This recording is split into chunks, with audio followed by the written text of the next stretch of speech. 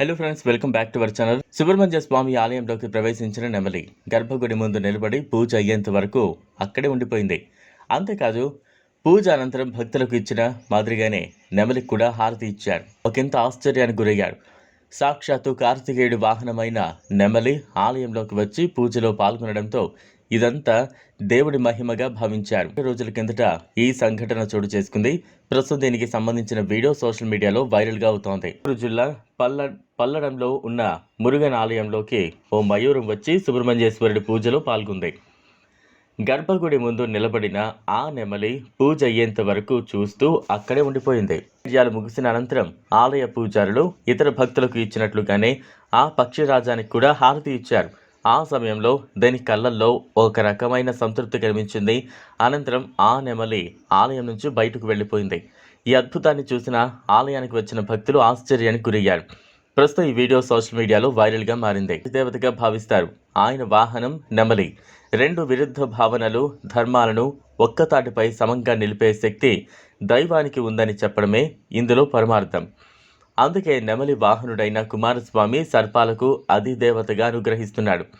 ఇక అహం అంతర్గతంగా ఉన్నంత వరకు సమస్య లేదని, అది బయట పెడితే కోరికలు పుట్టుకొచ్చి అనేక చెడు పరిణామాలకు దారితీస్తాయి.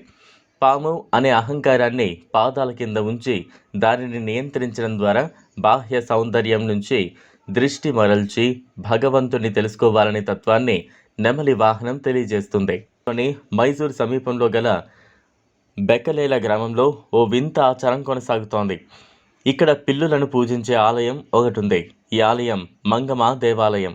మైసూర్కు 90 కిలోమీటర్ల దూరంలో ఉన్న మాంజలోని మద్దూరు తాలూకాలో గల బెకలాలే గ్రామంలో ఈ వింత ఆరాధన కొనసాగుతోంది. కన్నడలో పిల్లికి బేకు అనే పదం ఈ గ్రామానికి బెకలలే అని పేరు వచ్చింది. గ్రామస్తులు ఏడాదికోసారి తప్పక పిల్లి జాతర ఆరాధనలో భాగంగా పండుగను కూడా నిర్వహిస్తారు. జిల్లా సరిహద్దుల్లో ఉంది. ఇక్కడ పిల్లులను పూజించేందుకు ప్రత్యేక దేవాలయం కూడా ఉంది. పిల్లులను మహాలక్ష్మికి ప్రతిరూపంగా పూజిస్తారు. లక్ష్మీదేవి పిల్లి రూపంలో గ్రామానికి వచ్చి తమను ఆపద నుంచి కాపాడిందని గ్రామస్తుల నమ్మకం. కృతజ్ఞతగా పిల్లులను పూజిస్తారు.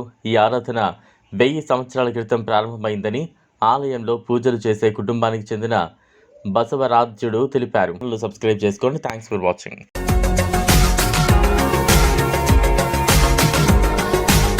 మరిన్ని అప్డేట్స్ కోసం మా ఛానల్ని సబ్స్క్రైబ్ చేయండి.